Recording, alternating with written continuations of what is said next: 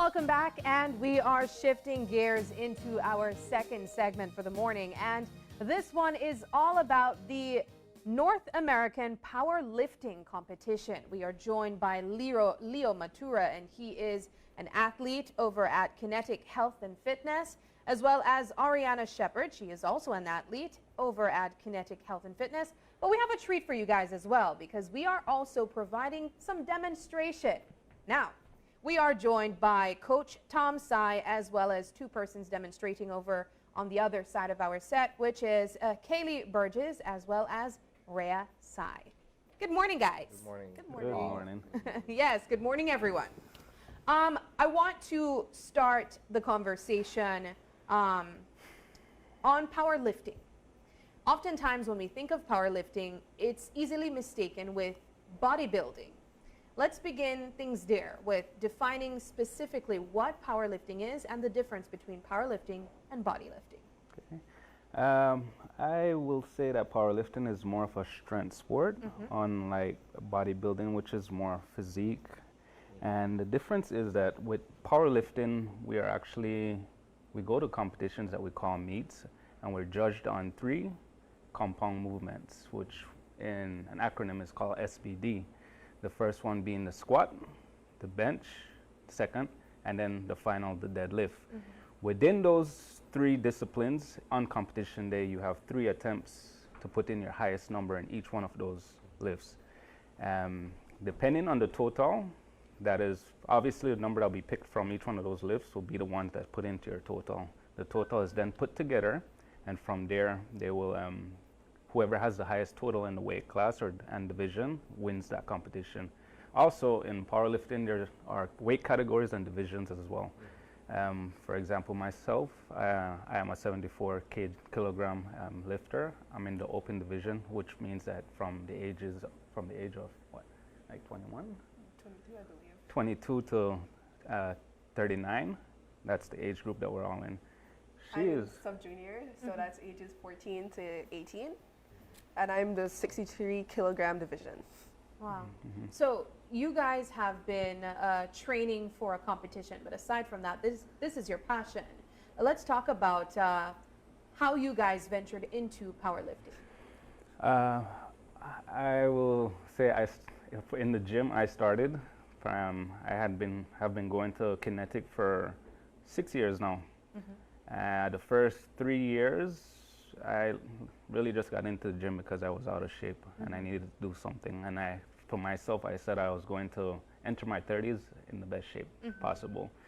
Luckily, the trainer, Tom Tsai, who happens to be our team coach as well, he's a down-to-earth guy. So he asked me, what is it that I want? Do I want to look good or do I want to feel good? And for me, it was all about feeling good. And I fell in love with the idea of picking up heavy things, going beyond what my mentality tells me I can and cannot do. And just around that time, when we started to get into strength training, which was, I think it was 2019, the Belize Powerlifting Association was about to have their first national, which was a national meet where all athletes across the country come and compete and make placement. And it fell right in perfect harmony. We started just diving into powerlifting. He didn't know anything about powerlifting, so I've literally been his lab rat, his guinea pig. Leo ran so I could walk.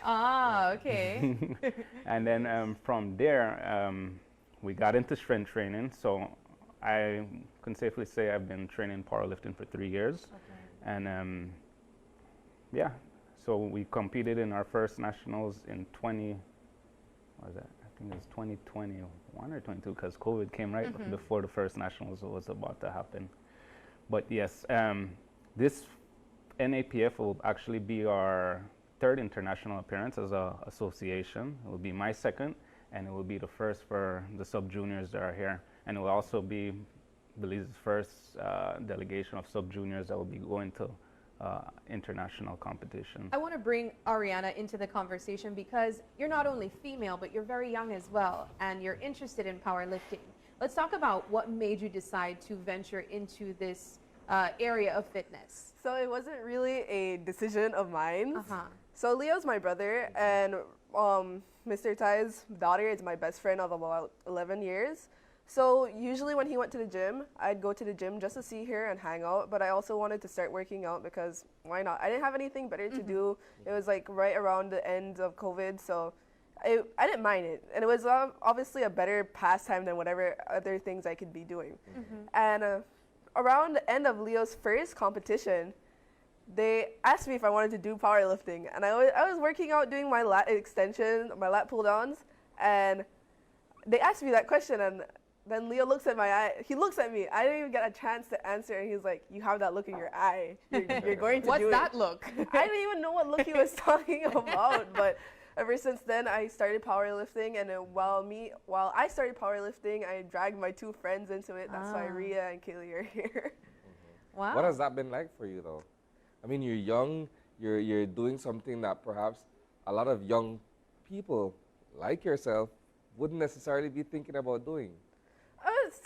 It's interesting. It's fun. I have to say that at times it can be a little bit tedious because it's a strain on your body, and but it's great for you because you get to understand how your mind works and also how your physical body works. Like, it's more for me, it's always been an adventure of understanding myself and being stronger than the person I was yesterday. Yeah. All right. Well, let's talk about. Let's go over to the other side where we have Coach Ty with us, and he will be explaining, I guess, some demonstration taking place. Coach, let's talk about your experience delving into powerlifting. As Leo mentioned, you guys kind of figured it out together. Let's talk about that. So Leo and another athlete, my wife Shakira, they were interested in strength training, being strong. And this was right around the time when Belize Powerlifting Association had their, they were planning to have their first national in 2020. So we started preparation in 2019 for this. I didn't know much about powerlifting, but I was the only one that was willing to pick up a book and read about it. And so we started experimenting, made a lot of mistakes. COVID came around, canceled the 2020 meet, and we got back when the gyms were allowed to reopen. And shortly after, the Belize Powerlifting Association announced the delayed meet of 2020 to be at 2021, and we just participated. Okay. It's been 3 years, and it's quite a journey. There are a lot of lessons to be learned. Yeah. It's also interesting. I love that you mentioned that you had to pick up a book and learn on your own.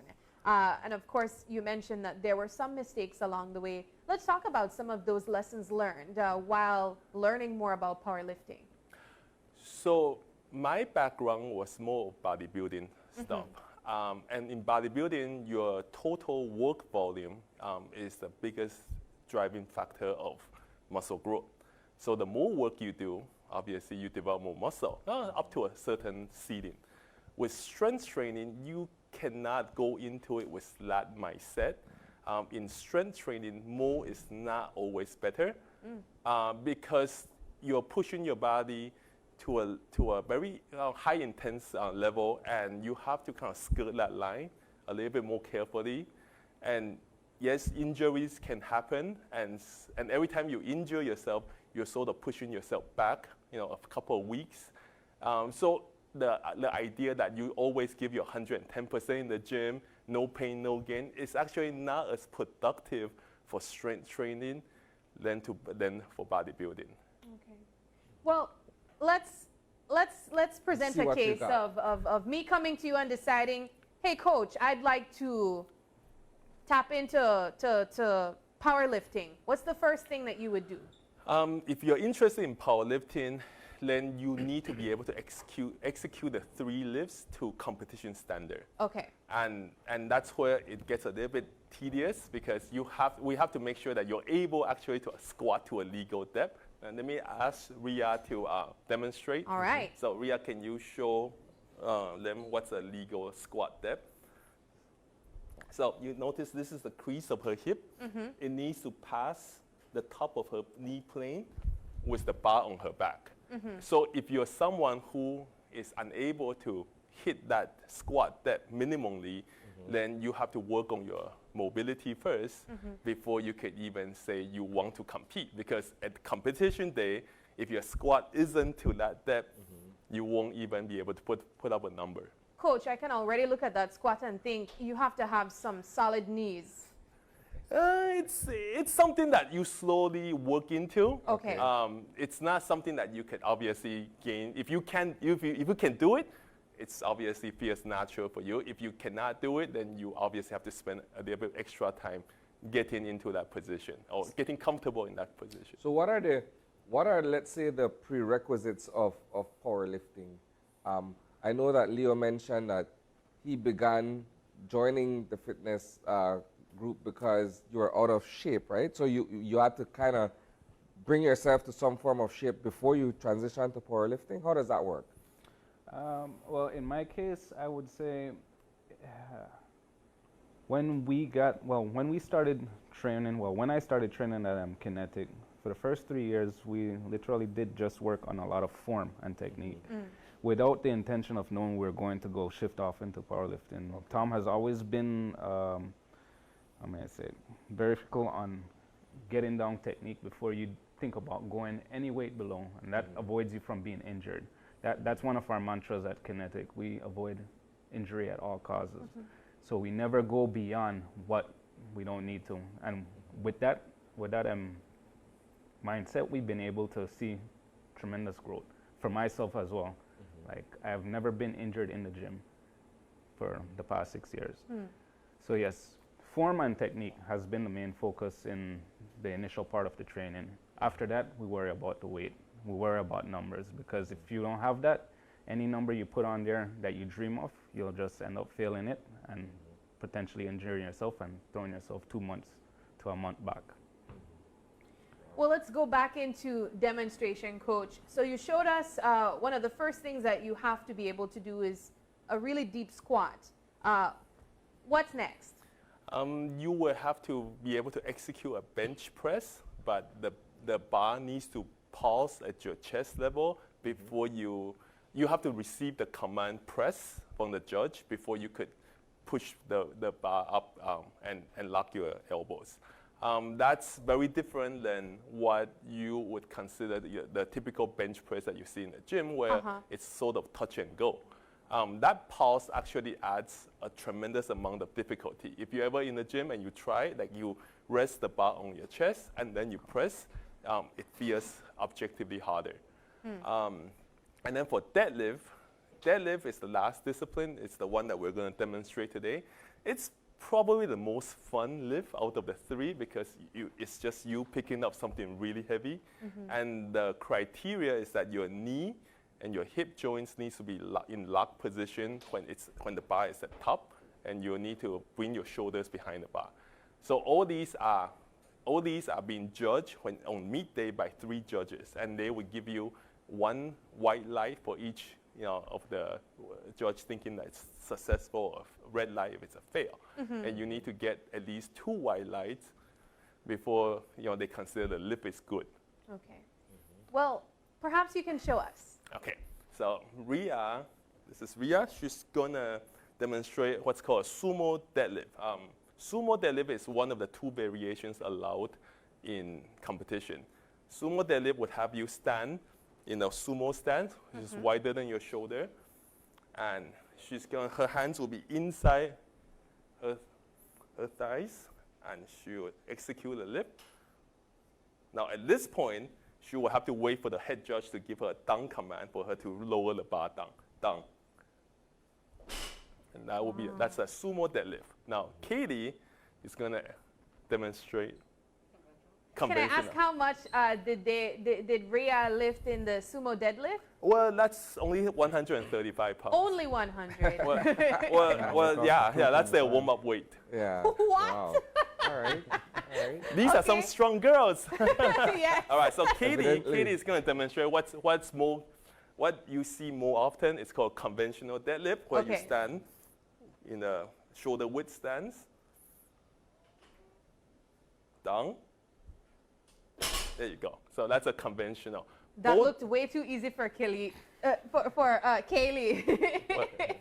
Well, Kaylee, both of them have pretty decent deadlift numbers. I think in the last national, both of them put up somewhere around 250 to 260 pounds.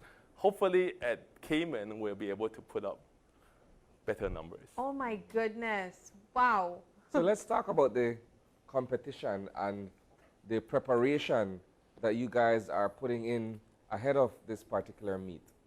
Let's start with you, Leo. Well, I'll just give a brief history. The NAPF, I think this will be, if I'm not mistaken, this will be their 20th. Is it? Yes, yes. Is it their, Well, Tom, is Yes. this their NAPF 20th? This is the Me? 18th. Huh? 18th. The 18th. 18. 18. Okay, so we'll be participating in the NAPF, which stands for North American Powerlifting Federation, but they have a regional championships. So we will be going up against countries such as Canada, Mexico, the U.S., Caribbean as well, and some South American countries and Central American countries. The first time Belize made an appearance in the NAPF or the international scene was in 2018, where they had a delegation of 3 lifters that went to go compete and placed. Yeah, actually, one of the competitors, which was, I think it was a 66 kg lifter, he has a deadlift record in the NAPF for, I think, 546 pounds. Yeah, roughly about 245 kilos. Yeah. The name of the athlete is actually Ryan Usher, and he still holds that record to this day. And then You the guys other believe two that you're athletes- gonna And the other 2 athletes also placed. It was Khalid Usher and Kaylin Godoy. Yeah, and then we made our second appearance at this championships last year, which was at Panama, and we had a delegation of 8 athletes, 4 males, 4 females, and out of the 8, 6 had medals as well and came back. Now this year though is our actual biggest delegation for Team Belize. We have 18 athletes. Wow. Out of the 18, 11 of them are females, which is really, really good. Amazing, I yeah. love, trust me, this sport here, I will always say it's an all-inclusive sport. No matter how old you are, disability or gender, you're included. You can compete at any given time. But for this, yeah, so it's 8 males, 11 females. Out of the females, 3 of them are sub-juniors, which are the girls here. And 1 male is a sub-junior, which is Eric Sanabrías. Yes, he is 17 and a college student. And then also in that, we have 3 masters, which are age categories above 39 and up. And yeah, but in preparation of this, we had our nationals in February. Yes. In February, and that's where the selection process, came down to. And honestly, it has been on my end, about a year of preparation from the last competition. I want to use this opportunity to touch on what you mentioned, that out of the 18 competitors, 11 are females. Perhaps you can use this opportunity to dispel the idea that females shouldn't lift heavyweight or shouldn't lift. Coach, perhaps I can put you in the conversation. Well, so I think there's a difference between what's culturally believed and what is medically and scientifically proven. Culturally believed is what, women tend to be a little bit more fragile. They shouldn't lift weights because they're going to look bulky or masculine. But reality is that, if you look at these girls, you will realize that they are capable of just being strong. Not strong as a girl, but just strong. And I think that by just seeing their participation, and they also don't look masculine, right? I hope not. And so, sometimes when what you want to do is when you encounter somewhat of an established culture belief that you can only combat and rebut that belief with reality. And this is just something that we enjoy doing, and I think the result speaks for itself. Yeah, excellent. I wanna ask you guys, when preparing for these competitions, do you study the previous ones to know what are the numbers to beat? Or do you just simply? Well, honestly, that's a wild card question, because the nomination process for these competitions are usually within a 2-month span. So you don't know who all you're competing against and finalize till. For us, our nominations were just finalized this Sunday, and so were the other countries. So you can have people who are nominated in there and then last minute drop out or change weight class or all that stuff. So this is just a personal take on it for me. When I view powerlifting, I really do appreciate the competitiveness in terms of competing against other athletes. But unlike other sports, I find in powerlifting, there'll be a day where we compete against each other, but before that and after that, there's a high level of fellowship amongst all powerlifters. When it comes to preparation for me, I always prepare against myself, because there are numbers that I personally want to reach at a certain time frame, and there are certain things that I want to do in the next competition. So my goal is always to be better than how I did last year or the last competition. So your competition is yourself. Yes, and also that makes it a lot easier when you're on that platform as well, because in all honesty, if you are too worried about people who are probably going to lift heavier than you or whatever, you'll get in your head before you even push the lift. So you need to be confident with what you've done, your training, and have faith in your training, because the honest truth is, when game day comes, if you can't lift 500 pounds because you prepared for it let's say 3 months, and you know your top end is 500 pounds, there's nothing you can do at that moment to get an additional probably 50 more pounds to beat your competitor. So, yeah. So a team of 18 is quite a delegation to take out to Cayman. What has that been like in terms of either getting the necessary financing or sponsorship? How does that work from a logistical end? Well, this year, I know the association had taken a part of everyone funding themselves and them assisting who needed assistance. Luckily for us at Team Kinetic, a wonderful team we have, Miss Leticia Wetsby and Shakira Sai and Tom himself, they were able to, as soon as we got the go-ahead, garner sponsorship for us and help us as best as we can. It is very costly. Yeah. This isn't a sport that you make money from. If you get into this sport, it's a passion sport. All of this equipment here, it's expensive. You're looking at about, like, with this and this and then this, about $800 to $1,000. And then you're not talking about flight, food, lodging. It's costly. So it is a passion sport, but not to remove anyone from wanting to get involved in the sport. I'd say just start on the national aspect of it. There's a lot of people out there willing to help you, get into the sport. What has interest been like for this sport, though? Because when you look at various disciplines of sports, you find that perhaps more interest is being placed in one area, like football, basketball, volleyball. But when it comes to like powerlifting, bodybuilding, weightlifting, and that sort of stuff, perhaps there's a different degree of interest from the public. What has that been like, in your opinion? I think I'll leave it to the younger generation. So let's get our Well, it is different. There are definitely different levels of interest due to just accessibility. To be a power lifter, you obviously need a gym.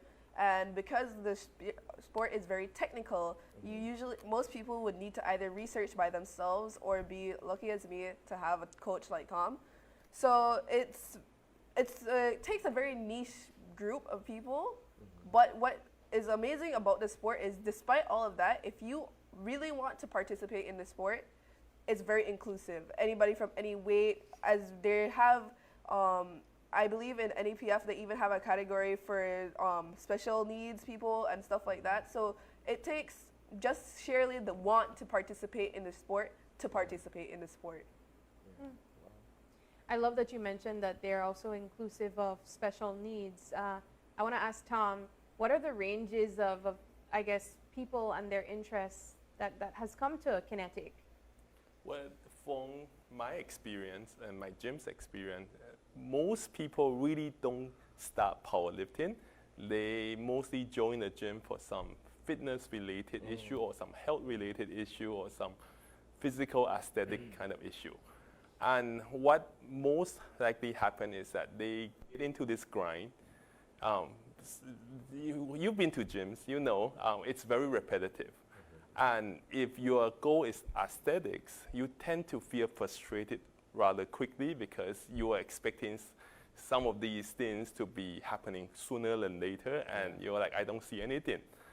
And this is where I think powerlifting is actually pretty powerful because it shifts your focus as an average gym goer to, okay, I'm not going to worry about how I look, but I care more about my performance.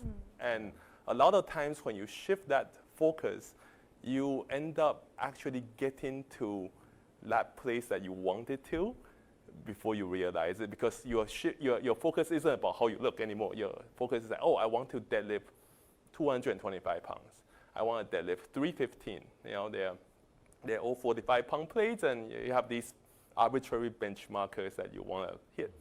And I think for people who really, really need motivation in gym, you know, because they feel like they're keep spinning the wheel and getting nowhere, powerlifting as a training modality is actually quite beneficial. It takes that focus away from how you look.